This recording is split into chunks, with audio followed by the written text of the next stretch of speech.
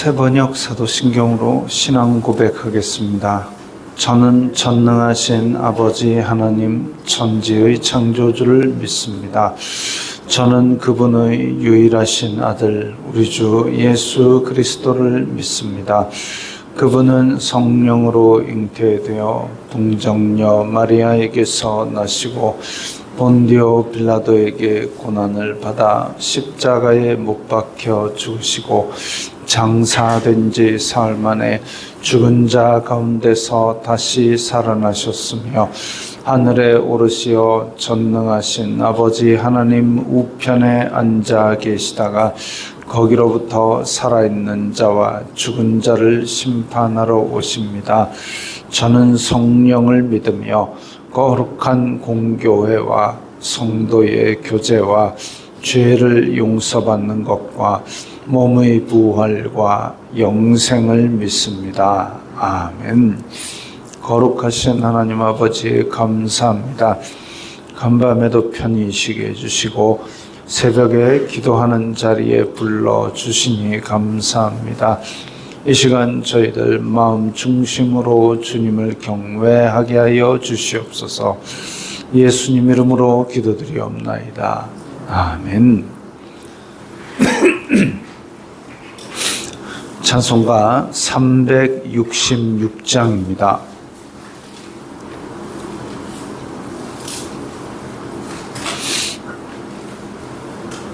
찬송가 366장입니다.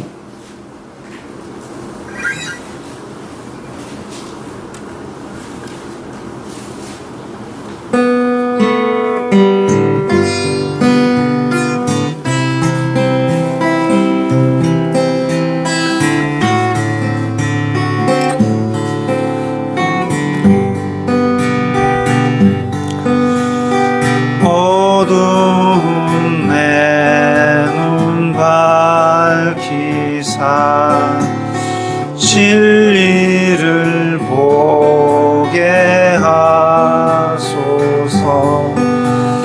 진리의 열쇠 내게 주사 참빛을 찾게 하소서. 깊으신 뜻을 알고자 엎드려 기다리오니 내 눈을 뜨게 하소서.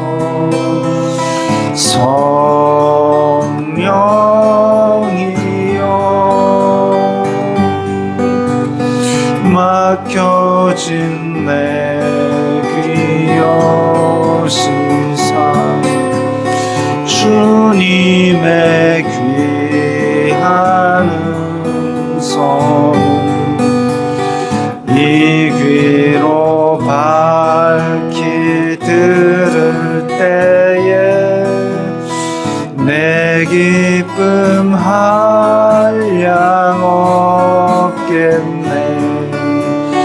깊으신 뜻을 알고자 엎드려 기다리오니 내 귀를 열어주소서.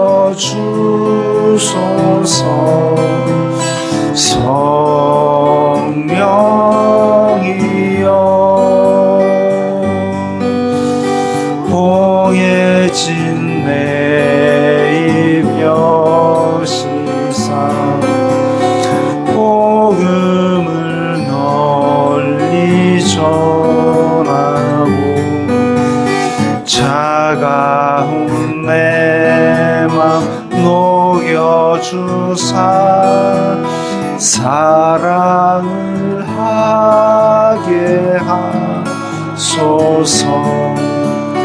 깊으신 뜻을 알고자 엎드려 기다리오니 내 주소서.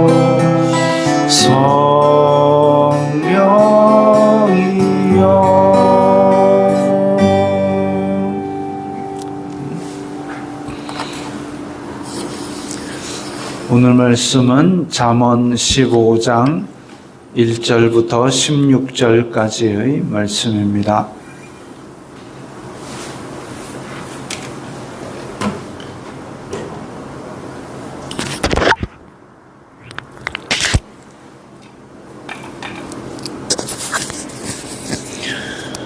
잠언 15장 1절부터 16절까지의 말씀 함께 읽겠습니다. 유순한 대답은 분노를 쉬게 하여도 과격한 말은 노를 격동하느니라. 지혜 있는 자의 혀는 지식을 선히 베풀고 미련한 자의 입은 미련한 것을 쏟느니라. 여호와의 눈은 어디서든지 악인과 선인을 감찰하시느니라. 온순한 혀는 곧 생명나무이지만 패역한 혀는 마음을 상하게 하느니라. 아비의 훈계를 업신여기는 자는 미련한 자요 경계를 받는 자는 슬기를 얻을 자니라. 의인의 집에는 많은 보물이 있어도 악인의 소득은 고통이 되느니라. 지혜로운 자의 입술은 지식을 전파하여도 미련한 자의 마음은 정함이 없느니라. 악인의 제사는 여호와께서 미워하셔도 정직한 자의 기도는 그가 기뻐하시느니라. 악인의 길은 여호와께서 미워하셔도 공의를 따라가는 자는 그가 사랑하시느니라. 도를 배반하는 자는 엄한 징계를 받을 것이요 견책을 싫어하는 자는 죽을 것이니라. 스올과 아바돈도 여호와의 앞에 드러나거든 하물며 사람의 마음이리요. 거만한 자는 견책받기를 좋아하지 아니하며 지혜 있는 자에게로 가지도 아니하느니라. 마음의 즐거움은 얼굴을 빛나게 하여도 마음의 근심은 심령을 상하게 하느니라. 명철한 자의 마음은 지식을 요구하고 미련한 자의 입은 미련한 것을 즐기느니라. 고난받는 자는 그날이 다 험악하나 마음이 즐거운 자는 항상 잔치하느니라. 가산이 적어도 여호와를 경외하는 것이 크게 부하고 번뇌하는 것보다 나으니라. 아멘. 유순한 대답은 분노를 쉬게 하여도 과격한 말은 노를 격동하니라. 또 이렇게 대조해서 설명하고 있습니다. 근데 이것을 어순을 다르게 해석을 해도 괜찮을 겁니다. 유순한 대답은 분노를 쉬게 한다. 그러니까 상대방이 막 화가 나가지고 있을 때 그것을 가라앉힐 수 있는 것이 바로 유순한 대답이고 지혜 있는 말이다 이거죠. 뒤에도 똑같이 하면 과격한 말은 노를 격동하니라. 내가 말을 했을 때에 상대방이 노가 더 부릴 듯 일어나면 내가 지금 이 말이 과격한 말이고 지혜로운 말이 아니구나 이렇게 생각할 수 있습니다. 이 교회 안에서는 특별히 많은 말들이 있고 또 선하다고 인정되는 말이 있습니다. 바른 말이 있죠. 근데 바른 말이라고 다 할 수 있는 말이 아니고 오히려 교회 생활을 하는 데는 덕을 끼치는 말이 더 유익합니다. 그래서 유순한 대답이 될지 과격한 말이 될지는 그 혀의 열매가 노를 격동하는 것이냐 분노를 쉬게 하는 것이냐 그걸 한번 생각하고 말하는 것이 지혜입니다. 지혜 있는 자의 혀는 지식을 선히 베푼다. 2절하고 7절하고는 똑같은 말로 시작을 합니다. 지혜로운 자의 입술이나 지혜 있는 자의 혀. 근데 대조가 되는 것은 미련한 자의 입은 미련한 것을 쏟고 미련한 자의 마음은 정함이 없다. 그래서 지혜 있는 자와 미련한 자, 지식을 전파하는 자가 되느냐, 아니면 미련한 것이 쏟아지고 정함이 없다, 어디 고정된 것이 없이 그야말로 이 나뭇잎 하나가 파도에 떠도는 것처럼 그렇게 정신없는 말들을 합니다. 이 가치관이나 잣대라는 것은 항상 일정하고 고정되어 있어야 그것이 다른 것들을 판단할 수 있는 기준이 됩니다. 근데 줄자를 가지고 줄자가 변하지 않아야 그것이 길이를 판단하는 기준이 될 텐데, 줄자가 고무줄처럼 늘어났다 줄어들었다 한다면 그건 믿을 수가 없는 게 되죠. 미련한 자의 마음이, 미련한 자가 쏟아내는 말이 그렇습니다.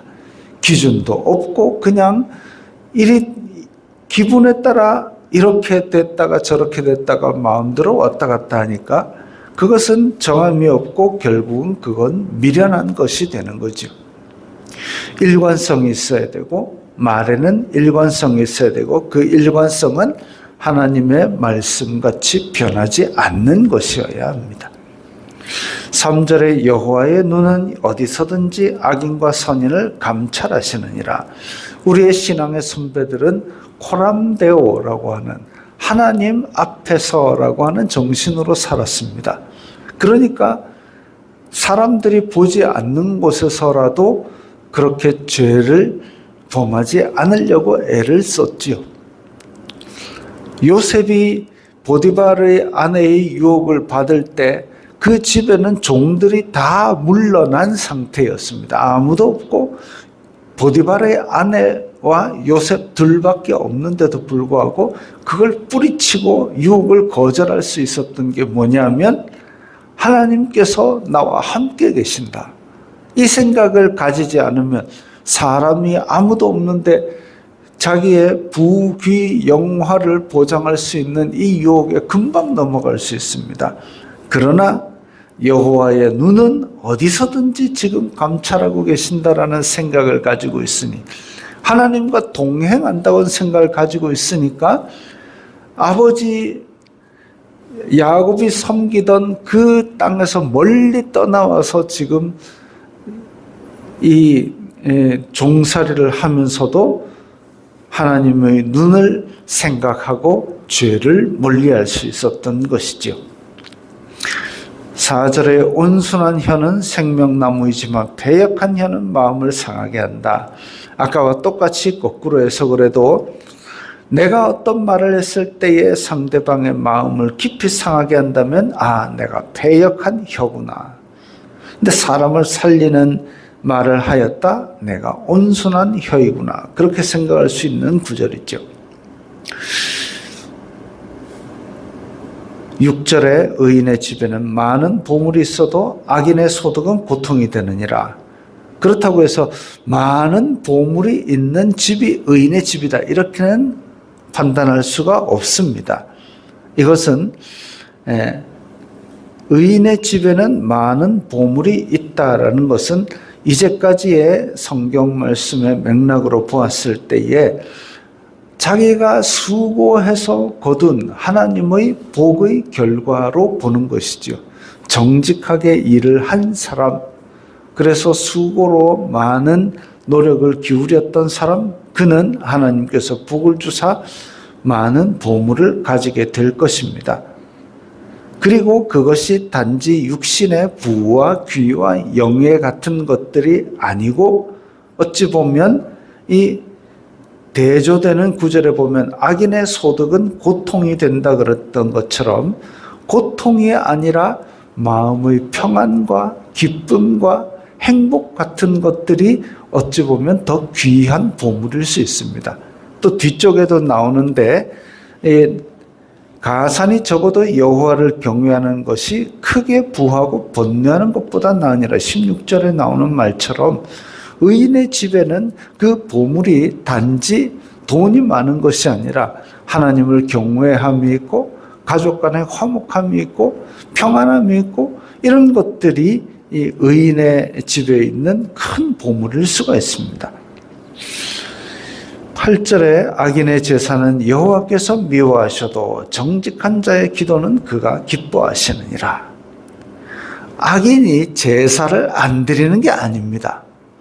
오히려 하나님을 믿지 않는 자는 문 밖에 있고, 근데 악인은 어떤 자냐? 하나님을 믿는다라고 하는, 믿는다고 표방하고는 있지만 그 제사가 자기의 의도가 아니고 사악하기 때문에 하나님께서는 어쩌면 믿지 않는 자보다 더 미워하십니다. 왜?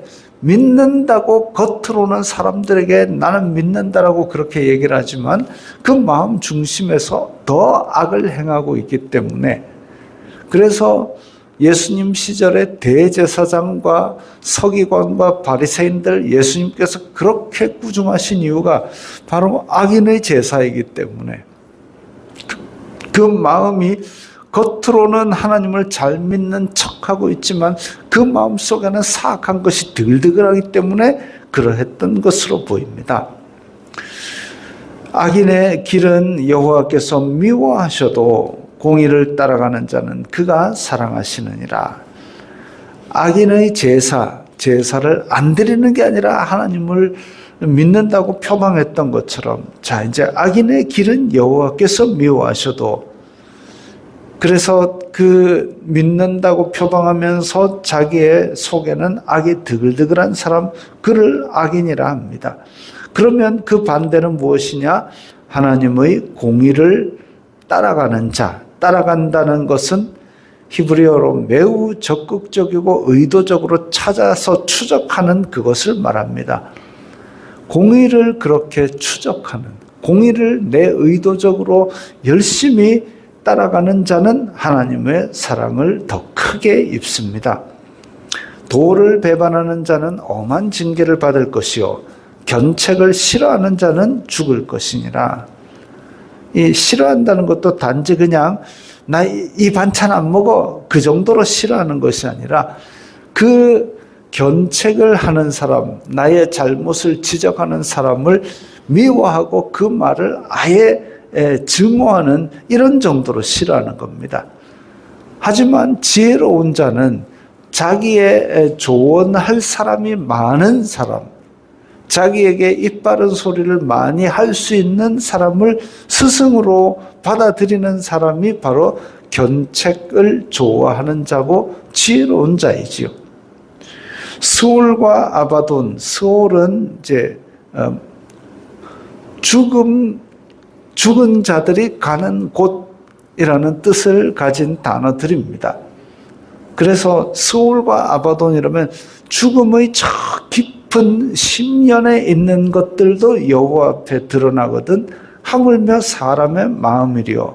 아까도 여호와의 눈은 악인과 선인을 감찰하시느니라 그랬던 것처럼 하나님 앞에 드러나지 않을 것이 없고, 왜? 이 땅에 있는 상상할 수 있는 모든 것들은 다 하나님의 피조물이기 때문에 하나님께서 다 그 끝까지 만드셨는데 그걸 모르시겠습니까? 그 깊은 속이 아무리 깊다 해도 하나님 앞에는 드러나지 않을 것이 없는데 사람의 마음을 어찌 하나님께 숨기겠습니까? 사람의 마음 저 깊은 곳에 꽁꽁 숨겨놓은 잠재의식까지도 하나님께서는 다 들여다보시기 때문에 우리는 마음을 다스려야 되고, 이 생명의 근원이 되는 마음을 다스려야 되고, 마음이 항상 하나님 앞에 순수하고 바람직한 방향으로 가도록 그렇게 애를 써야 되는 것이지요. 거만한 자는 견책받기를 좋아하지 아니하며 지혜 있는 자에게로 가지도 않는다. 이 거만한 자는 히브리어 뜻을 보면 남을 흉내내며 조롱하는 사람. 그러니까 누군가가 바른 소리를 해도 그것에 대해서 아이고 니나 잘해라 뭐 이런 식으로 아예 그걸 무시하는 겁니다. 앞에서 이야기했던 것처럼 견책을 싫어하는 것이죠. 결국은 그런 교만이, 그런 오만함이 자기를 사망에게로 이끌어 갈 것입니다. 하물며 지혜 있는 자에게로 가지도 않는다. 자기가 모자란 게 있으면 지혜 있는 자에게라도 가서 그걸 들어야 되는데 남의 말도 안 듣고 자기가 부족한 부분이 있어도 그걸 배우러도 안 간다. 이건 뭐 답답한 거죠. 결국은 그렇게 어리석은 사망 가운데 임하게 되는 겁니다. 마음의 즐거움은 얼굴을 빛나게 하여도 마음의 근심은 심령을 상하게 하느니라.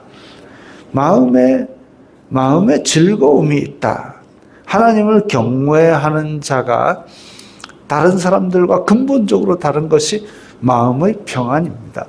예수님께서 내가 평안을 너희에게 주노라. 이건 세상이 줄 수도 없고 빼앗을 수도 없다 그랬고, 항상 기뻐하라라고 말씀하셨고, 그래서 우리는 마음에 평안이 있고 기뻐하는 것이, 그것이 세상 사람들과 차이점, 구별점이 되어야 됩니다. 그러면 그것이 없다. 세상에서 물론 환난과 근심과 그런 것들이 막 우리를 덮치려고 하고 있습니다마는 우리는 하나님께서 주시는 평안과 위로로 말미암아 마음이 기뻐한 것을 항상 누릴 수 있어야 하는 것이죠. 마음의 근심은 심령을 상하게 하느니라. 아무리 자기가 부자이고 아무리 자기가 가진 것이 많고 높은 지위에 있다 하더라도 그 근심 속에 있으면 결국 그 근심이 자기를 괴롭히고 자기의 몸과 마음을 상하게 만들 겁니다. 명철한 자의 마음은 지식을 요구하고 미련한 자의 입은 미련한 것을 즐기느니라. 명철한 자는, 지혜로운 자는 계속 바람직한 지식들을, 또 자기에게 훈계를 주는 사람, 또 자기에게 바른 말로 조언하는 사람들을 다 받아들여서 바른 길로 가도록, 그리고 자기보다 나은 길로 가도록 애를 씁니다. 그러나 미련한 자의 입은 미련한 것을 즐기느니라. 미련한 자의 입은 쉬지 않고 자기의 미련을 막 퍼뜨리고 세상에 그렇게 떠버리고 다닙니다. 그러면서 그걸 즐긴다 그랬습니다. 미련한 자의 입은 미련한 것을 즐기고 내뱉고 그걸 또 주워 먹고 계속 같은 실수를 반복하는 것이죠. 고난받는 자는 그 날이 다 험악하나 마음이 즐거운 자는 항상 잔치하느니라. 고통을 당하는 자 위에서도 나오는데 마음의 근심은 심령을 상하게 하기 때문에 그 날이 다 험악하고 괴롭고 비참한 것입니다. 마음이 즐거운 자, 얼굴이 빛난다 그랬습니다. 항상 잔치하느니라. 마음이 즐거운 자는 항상 잔치하느니라. 내가 사망의 음침한 골짜기를 다닐지라도 하나님께서 나와 함께 하신다면 마음은 잔치가 될 수 있죠. 왜? 마음이 즐거우니까. 주님과 동행하는 길이 즐거우니까. 사도 바울은 괴롭게 사람들이 죽이려고 쫓아오고 돌로 치고 그렇게 힘든 길을 겪었지만 그 길을 그것 때문에 중단하려 그러지 않았습니다. 나는 로마도 보아야 하리라. 스페인도 가려고 한다. 갈수록 복음의 지경을 넓히 가려고 합니다. 왜? 마음이 잔치 속에 있거든요. 마음이 천국 길을 걷고 있거든요. 하나님과 동행하기 때문에. 가산이 적어도 여호와를 경외하는 것이 크게 부하고 번뇌하는 것보다 나으니라. 자, 가산이 적다, 크게 부하다, 대조가 된 것처럼 여호와를 경외하는 것과 번뇌하는 것이 대조가 됩니다. 다시 말하면 마음이 괴롭고 슬프고 험악하고 비참한 것, 그게 번뇌하는 것인데 그 반대가 여호와를 경외하는 겁니다. 그렇다는 것은 여호와를 경외하는 것은 평안하고 즐겁고 행복하고 잔치하는 것과 같다는 것이죠. 비록 내가 가진 것이 적다 할지라도 하나님을 경외한다면 그 사람은 잔치하고 평안하고 즐겁고 행복한 것이 마음에 있기 때문에 얼굴이 빛이 나고, 또한 그 사람의 길은 지혜로운 길이 될 것이요 그 사람의 발걸음은 흐트러지지 않을 겁니다. 하나님을 경외하는 것이 이 모든 것의 근본이고 이 모든 것의 바탕이고 기본이 되는 줄 믿습니다. 오늘 우리는 또 예배하는 날을 맞이하여 이 하나님을 경외하면서 정말 교회에 오는 발걸음이 사모하고 즐겁고 기쁘고 행복한 발걸음이 된다면 그 발걸음을 보는 사람들이 다 무엇 때문에 저렇게 될까 하고 저절로 이 전도가 되는 그런 행실이 될 겁니다. 그런데 우리의 행보가 아이고 오늘도 교회 가야 되나 이렇게 되면 누가 교회를 가고 싶겠습니까? 하나님을 경외하는 마음 가운데 기쁨과 행복이 넘치는 예배가 되기를 바랍니다. 기도하겠습니다. 거룩하신 아버지 하나님 감사합니다. 저희들에게 하나님 경외하는 마음을 주시고 하나님의 말씀을 주시니 감사합니다. 이 말씀 가운데 지혜를 얻고 하나님을 경외하는 가운데 평안과 기쁨이 넘치게 하여 주시옵소서. 예수님 이름으로 기도드리옵나이다. 아멘.